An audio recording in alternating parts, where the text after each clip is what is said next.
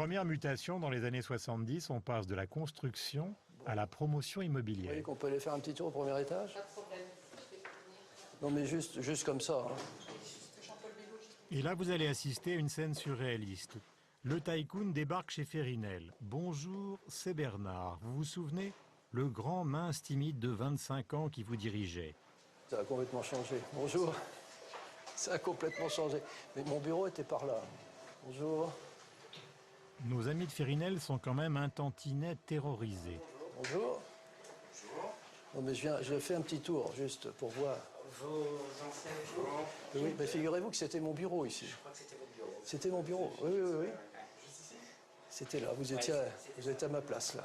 J'ai cette chance alors. C'était mon bureau. C'est drôle, hein? Le bureau de mon père était à côté. Et oui. Hein? C'était il y a des années. Vous l'avez connu, mon père? Oui, bien sûr. Je le voyais régulièrement dans le couloir. Vous le voyez passer? Oui. Donc là, c'est une contrôle de gestion. On avait une salle de réunion là en face. Hein? Ça change. Mais vous, Maintenant, ce sont des bureaux parcellés. Ah oui, oui. Et là au bout, alors, on peut aller jusqu'au bout, là, voilà. Je vous en prie. C'était le bureau de mon père, là, au bout. J'aimais pas le soleil. C'est vrai que c'est le frais. Voilà. L'été, c'est voilà, maintenant, c'est Voilà. l'ensemble du contrôle de gestion. C'est mon père était là. Voilà. Et quand j'ai commencé dans les affaires, quand j'ai commencé dans les affaires, on a construit cet immeuble. C'est vrai. On l'a construit. Mais vous êtes là depuis combien de temps? Moi, ça fait 25 ans.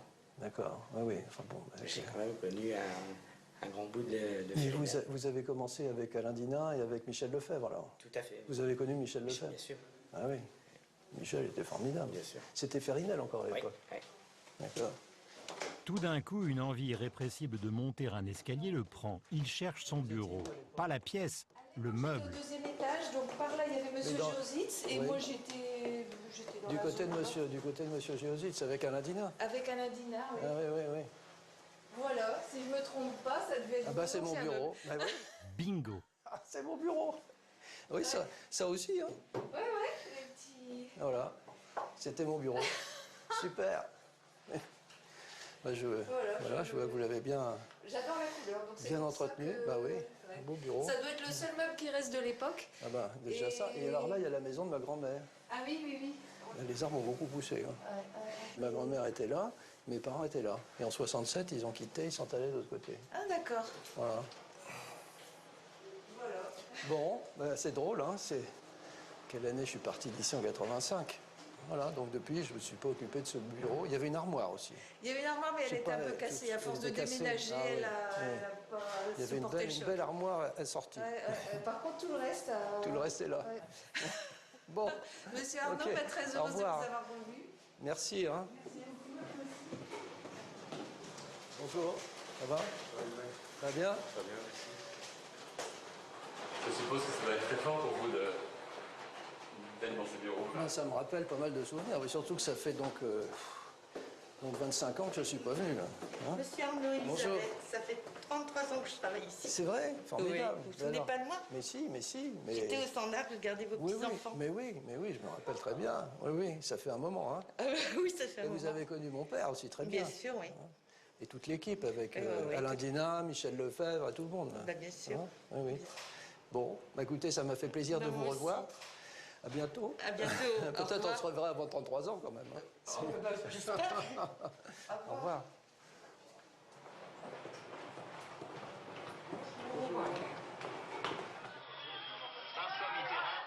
Mais un destin ne se construit pas qu'en coulisses. À ce niveau-là, il ne peut que se confronter à l'histoire de son pays.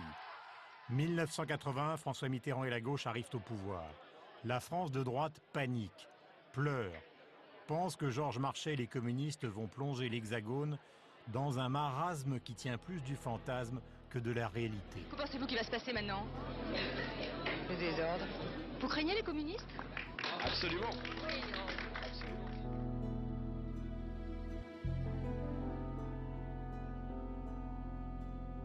Mais malgré l'admiration qu'il a encore aujourd'hui pour Jacques Attali, qui fut son tout jeune professeur d'économie à Polytechnique, Bernard Arnault décide de partir. François Mitterrand remonte la rue Soufflot vers le Panthéon, accompagné par une incroyable ferveur populaire, mais rien à faire. BA, comme le surnomment certains collaborateurs, ne croit pas au projet économique de la gauche. Il part pour New York son défi américain. Je suis quand même fondamentalement français, donc vivre aux États-Unis, je pense que c'est assez difficile. Enfin, en tout cas, on a toujours le mal du pays, hein, dans la mesure où ma culture est française et où le mode de vie français correspond parfaitement à ce que j'ai l'habitude de vivre et ce que je ressens. Mais je me sens très bien aussi dans la plupart des pays où on a des activités. De là à y vivre, ça c'est une autre question. Je pense que, en plus, la France est un des pays les plus agréables à vivre. Ça c'est bien connu. C'est d'ailleurs pour ça qu'on accepte d'y rester en payant beaucoup plus d'impôts qu'ailleurs. Le Premier ministre, M. Pierre Mauroy, a présenté au Président de la République la démission de son gouvernement. Le Président de la République a accepté cette démission. Le Président de la République a nommé Premier ministre M. Laurent Fabius. Je vous remercie.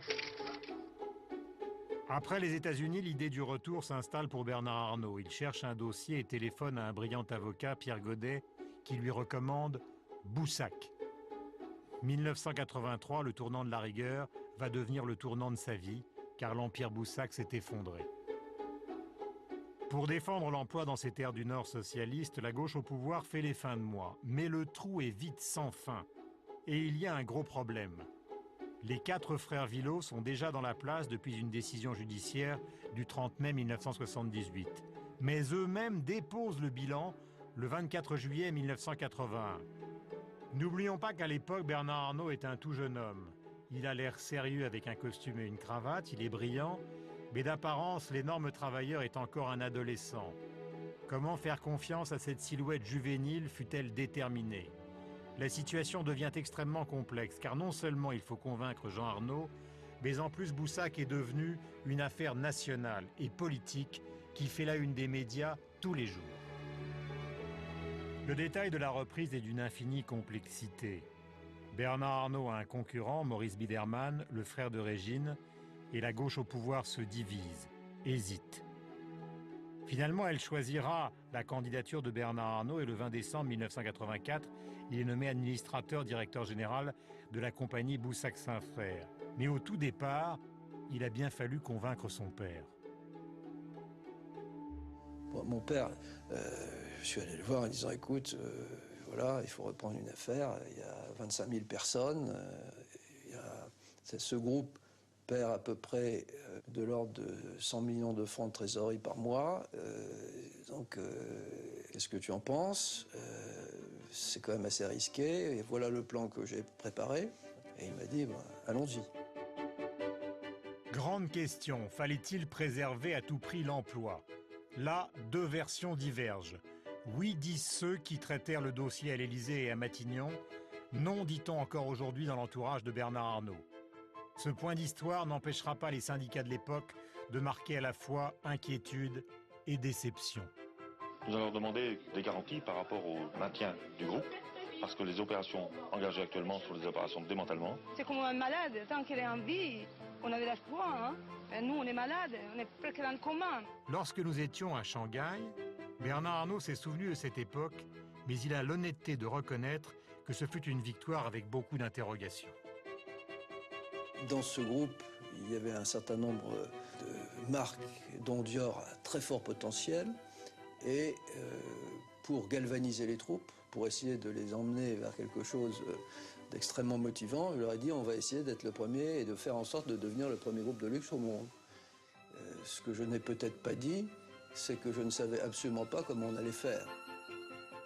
À travers ce regard entre Bernard Arnault et Pierre Godet, regard insistant, on perçoit le soulagement et la satisfaction des lendemains de victoire.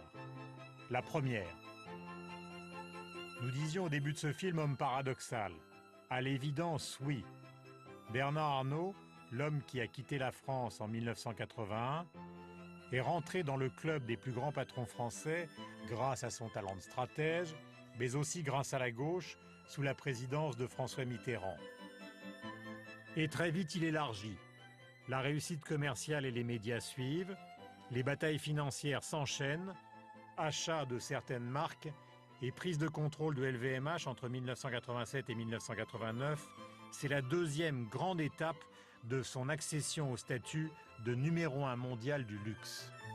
Dans cette fusion, il y avait un problème de fond. C'est que l'un des actionnaires, qui est celui qui avait apporté Louis Vuitton, avait une vision de l'avenir de cette entreprise qui était une vision, en fait, Louis Vuitton, c'est l'entreprise que j'ai fondée et le reste m'intéresse beaucoup moins. À ce moment-là, moi j'ai été actionnaire et me suis retrouvé rapidement intervenant dans l'affaire et assis entre deux personnes, M. Rakami d'un côté et M. Chevalier de l'autre, qui ne s'entendaient pas du tout.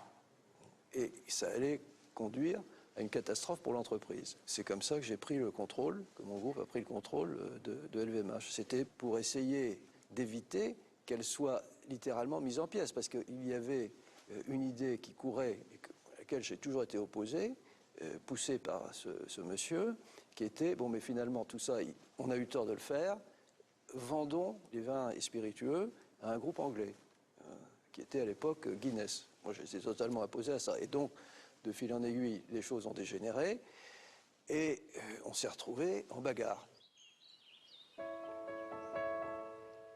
Le site sublime de Château Yquem dans le Bordelais, mois d'octobre 2010. Bernard Arnault a racheté ce domaine, le plus célèbre vin blanc du monde, en 1998. Et là encore, avec le recul, des années plus tard, il explique pourquoi certains l'ont comparé à un prédateur. On a beaucoup dit au départ, surtout, c'était il y a 25 ans, Monsieur Arnault, il fait ses opérations pour gagner de l'argent. Et vous allez voir, je me rappelle encore, quand j'ai commencé à reprendre Dior, Boussac, etc., on disait, mais tout ça, ça ne peut pas marcher, il ne s'intéresse qu'à faire un coup financier. Bon, 25 ans après, force est quand même de constater que grâce à tout ça, j'ai pu permettre la construction du premier groupe de luxe mondial, que je dirige maintenant depuis plus de 20 ans, et qu'il n'arrête pas de se développer, d'embaucher du personnel, d'ouvrir des magasins partout dans le monde. Donc l'histoire de la jonglerie financière, ça me paraît presque dérisoire. Nous regardons ces ceps de vigne, et pour cause, Bernard Arnault est arrivé à Yquem en hélicoptère. Mais il n'a pas voulu qu'on le filme. Sa fortune est connue mondialement, mais il n'accepte pas de montrer le moindre signe ostentatoire de richesse. Hélico, bateau, avion, propriété aux Caraïbes ou dans le Midi. Il est parfaitement conscient de l'époque, parfaitement conscient que pour de nombreux Français, les riches sont presque une humanité à part, bizarre, dérangeante. Donc son créneau en matière de communication est simple, l'anti-bling-bling absolu. En revanche, s'il se montre rarement, il adore évoquer ce véritable trésor français qu'est le Château Yquem, l'homme qui l'accompagne et dirige à la fois Yquem et Cheval Blanc, autre grand cru classé, est le compétent Pierre Lurton.